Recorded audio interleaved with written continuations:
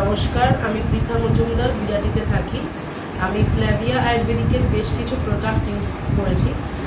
Recently যে দুটো product use করার পর আমার ভীষণ আর কি উপকার হয়েছে। আমার স্কিনের টেক্সচার অনেকটা পাল্টে গেছে। ফার্স্ট অফ অল আমার যেটা হয়েছিল সেটা হচ্ছে যে স্কিন গরমে ভীষণ সেন্সিটিভ হয়ে গিয়েছিলো আর সারা গালে প্রচণ্ড পরিমাণে র্যাশ বেরিয়ে গিয়েছিলো। জাস্ট 2 days মতন হয়েছে আমি ফ্ল্যাভিয়ার একটা নিম ফেস ওয়াশ ইউজ করেছি। তাতে আমার যেটা হয়েছে যে একদম মানে ইনস্ট্যান্টলি মানে একদিনে দুবার হয়তো আমি ইউজ করেছি 2 times, আমার পুরো র্যাশগুলো কিন্তু মানে আমি হাত দিলেই বুঝতে পারছি। এমনি তো ভিজিবিলিটি কমে গেছে, আর হাত দিলে যে ব্যাপারটা হচ্ছে যে টেক্সচার অনেকটা চেঞ্জ হয়েছে।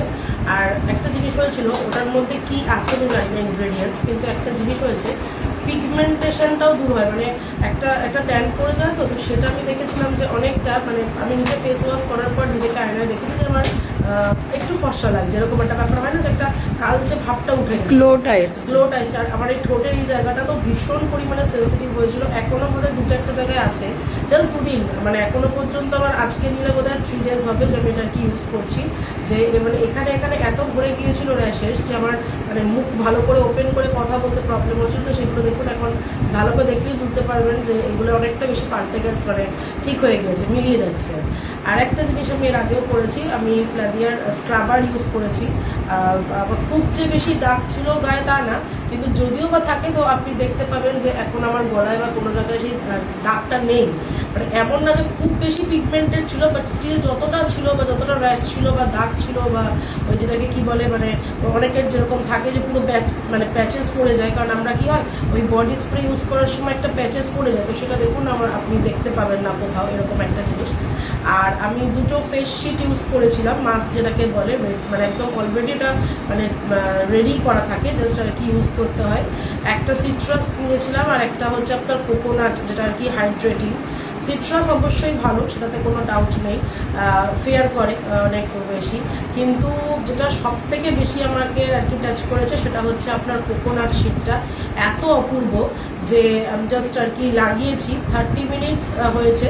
তারপর যখন একে রিমুভ করেছি এত অদ্ভুত গ্লো, মানে আমি তখন ইনস্ট্যান্টলি ফটোটা তুলিনি, তাই মানে এত সুন্দর গ্লোটা। এবং সেটা নেক্সট দিনও মানে থ্রু আউট দ্য ডে ওটা লাস্ট করেছে। আমি কিন্তু নেক্সট দিন উইদাউট সানস্ক্রিন আমি রাস্তায় বেরিয়েছি, পুরো দিন ঘুরেছি।